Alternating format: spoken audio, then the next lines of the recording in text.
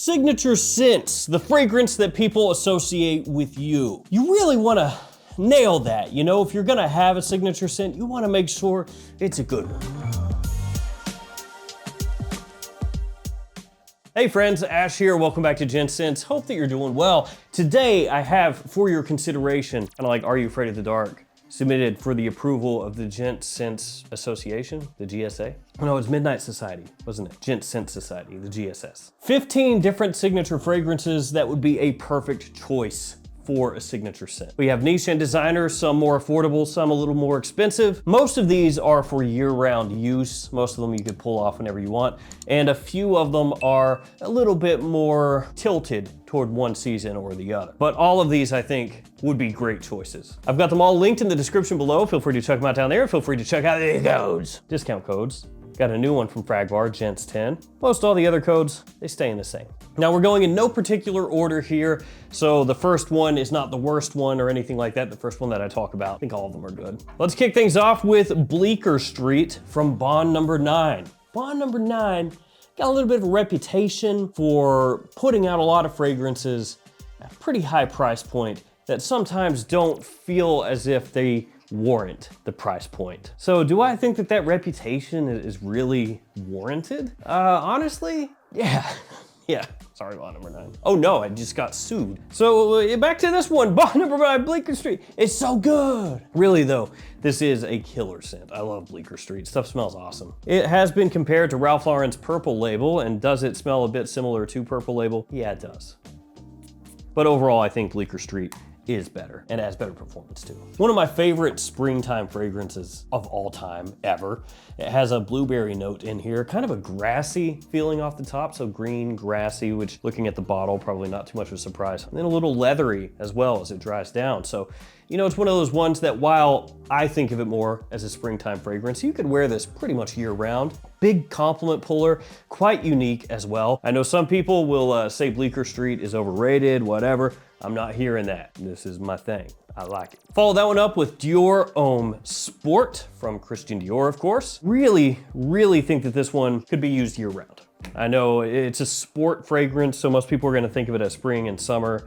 And while it does lean a bit toward that side of things, of course, it has a really nice woodiness to it that allows it to work in cooler weather as well. And of course, if you're spending most of your time in air-conditioned spaces, it doesn't matter that much what the temperature is outside. Could be 95 out, but if I spend all day in an office that's 68 degrees Fahrenheit or 70 or whatever, you know, it doesn't really matter that it's cold. I think this one is a great, classy, modern fragrance with enough of that sporty touch to it that you could use this in, you know, gym situations or more casual situations, but then it works really well in more dressy situations as well. So Dior Homme Sport, really great release, and basically does smell like a fresher, easier going Dior Homme 2020. This next one is pricey. It's got a cap that makes this noise,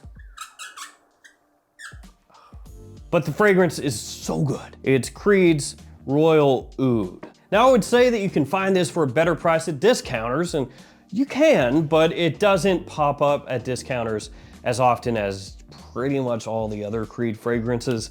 And at retail, this one starts for a 50 ml size bottle in the US, $405 doll hairs. But it is absolutely stunning. One of the best Creed fragrances, period. It's not anywhere near as dark as you might think with it being called Royal Oud and coming in this, you know, black and gold kind of color scheme. Oud is in here, but it's not even really the most prominent woody note. There's more cedar and sandalwood than there is oud that comes out.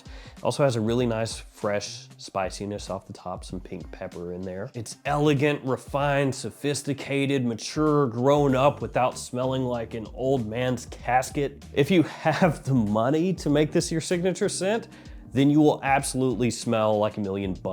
Let's rinse our mouths of that price point and go down to earth a little bit. This next one, more in that like $40 range, which is way more affordable than $400. This one is Azzaro Chrome Eau de Parfum. Mandarin Lavender Pine. That's pretty much your note breakdown for this one. Azzaro really going all out with that note breakdown, you know. Very nice, fresh, lightly sweet, aromatic, easy to wear, classy. It's all those things. It smells a bit similar to Acqua di Gio Profondo Lights, which, yeah, harder to find nowadays, we'll say, Profondo Lights. Good price on it, solid longevity. Most people are gonna think of it more as a spring, summertime, daytime fragrance.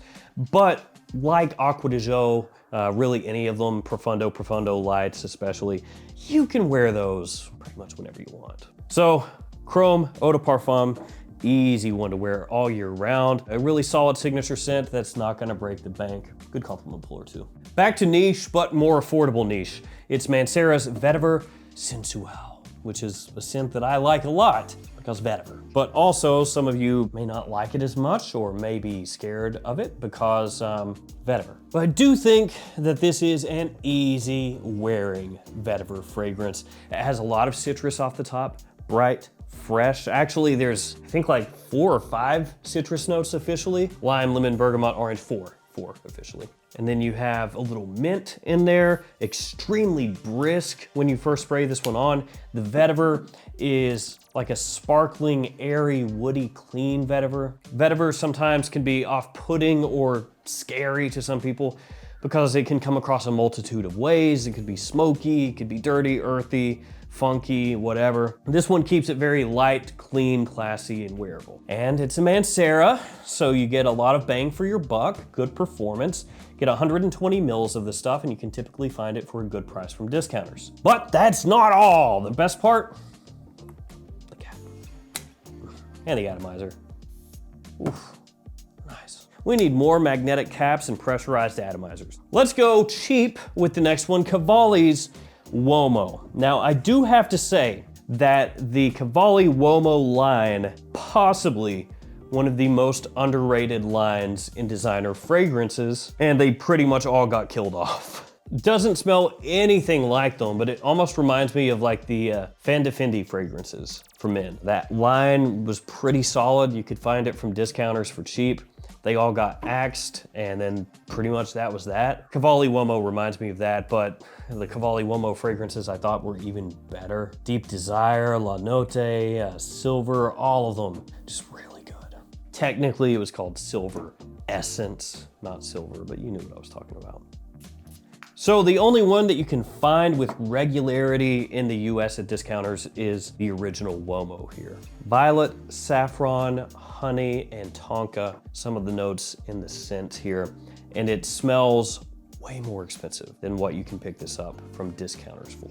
Decent amount of sweetness, and then you have these supporting florals there that come out and just really give it life. I will say though, driving it home once again, if you can find the flankers for a decent price, you know, not crazy overpriced, get those. I think that the flankers are a little better than the original Uomo, but this one is still very solid. All right, next up is Cologne. So this guy right here is what you wanna get if you just want something that is fresh, clean, soapy, classy. Citrus, white florals, kind of a green feel to it, similar to Neroli Portofino, 4711, something like that. Maybe a little bit Mugler Cologne as well. It's got pretty good performance. Doesn't cost that much for a niche fragrance, even at full retail. Pretty much everything from Etat Libre d'Orange is not that expensive. Well, their mainline stuff. I think this gets overlooked sometimes, maybe because it's not anything crazy unique, but this is a really well done one.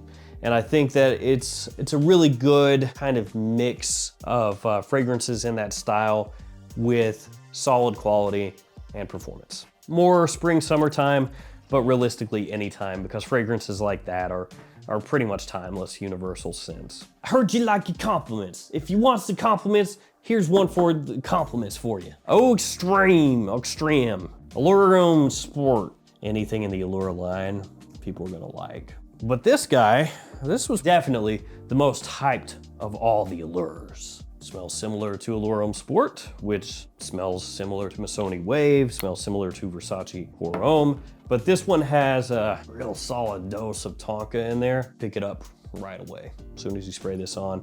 but then it has a nice freshness off the top as well. Mint and citrus, a little bit of pepper in there, but really this is about that warm, sweet, almost hay-like, almondy kind of like tonka underneath everything, vanillic as well. Just really commands attention. It's got good performance, good projection, easily get noticed with this one, which is why it was so hyped. I mean, at this point, it's kind of crazy to think about, but this is over 10 years old. It doesn't feel like it though. Time flies. But Allure Homme Sport O Extreme.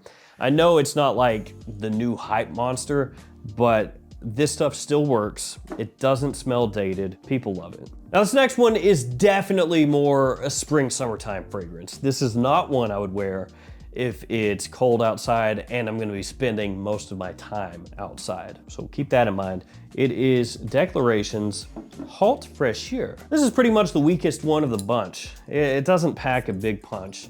You know, it doesn't last a super long time, but the opening is, that means good. Citrus leaf, cardamom, and little wood in there. Lil Wood. It's like a terrible rapper's name. It's me, Lil Wood. Really green, fresh, sweet off the top there. Keeping with the brand here, Cartier, most of their fragrances are very, you know, sophisticated. This one is as well. While it does have a bit of sweetness off the top, it's not one that's gonna bash you over the head with sweetness. Just a wonderful scent profile. You know, the kind of thing that people are gonna smell, it's gonna put them at ease. But keep in mind, again, performance kind of sucks. All right, Mind Games up next. Blockade. This stuff is sick. This is fantastic. I love the way it smells. On the front there, it says green mango, peppercorn. So it's got that. And that green mango off the top, actually, very good. It's been compared to Aventus. It does have similarities to Aventus, but I think the opening of this actually just is so much more attention grabbing than Aventus, because that first hit, man, I love it every time I smell this. Top notch. It is pricey, that's the drawback, but you do get,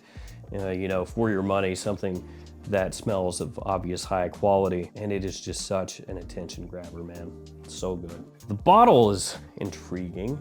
It doesn't really matter. It's got like this cool cap up top, but then it looks like kind of a stock bottle with, you know, like this reflective paint, and then they were like, put some wood on there, put some stuff on there, just make it look different. Don't make it look stock. I like it though. What do we got? We got 5 left. Let's keep it niche. Hacivat X from Nishane. I'm just playing, I only said that to troll, from Nishane. Now this one is kind of interesting in a way, because when it came out, it seemed like people didn't know which way to go with it, you know? People smelling it, I mean. There were people saying, oh, Hacivat X is way more masculine smelling than the original Hacivat. Then other people would say, oh no, it's far more feminine smelling. Some people would say, oh, it's easier to wear, it's harder to wear, it's this, it's that. It's like everybody was all over the place with this one. So to me, Hacivat X, it's fresher. The vetiver comes across very clearly, doesn't have that oak moss, so I don't get as much of that potential like waft of smokiness or anything, or earthiness. But I do get that almost like peppery vetiver. And then of course the citrus, the pineapple, everything else coming out. I find it really easy to wear. It's a very approachable fragrance. It does its own thing a bit more than the original Hacivat. I think, you know, I don't find as much of a line being drawn to Aventus for me with this one. So yeah, Hacivat X, I really like it. I think it does its own thing. I dig it. All right, Boss Bottled Elixir is up next. One of my favorite new releases this year. This is one that continues to grow on me, especially as it starts to get cooler outside. Really nice. Rich, spicy, woody, a little bit dark, but not treading into that territory where it becomes hard to wear. Very masculine smelling as well. It smells grown up, it smells expensive. You know, it's one of those elixir fragrances where you smell it and you think to yourself, oh yeah, it smells like this has a higher cost per kilogram as far as what's on the inside than a typical fragrance in this line. So Boss Bottled Elixir, I think it's a jam. This one, more fall, winter time for most people. So if you were gonna wear this in, you know, spring, summer, I would dial it down, but I think it's a great one. I think that that one makes a really nice signature scent. Another cheapie, Lalique White. So this is really well known for having a pepper as one of the main notes that gives it, some people would say, kind of a pencil-y quality. Well, it's technically the pepper, musk, and woods that are in here. Pencil shavings, actually, is what most people would refer to it as. But then off the top, it has tamarind, it has citrus leaf, it has bergamot. So It is fresh. It's another one that smells quite classy. And then as it dries down, you get that woodiness that comes out that gives it more year-round usability. It smells pretty close to Parfums de Marly's Galloway. So that you could think of as like a more affordable alternative to Galloway. It's one that will appeal, I would think, more to guys middle-aged and older, but still really nice choice that's not gonna break the bank. Follow that one up with Legend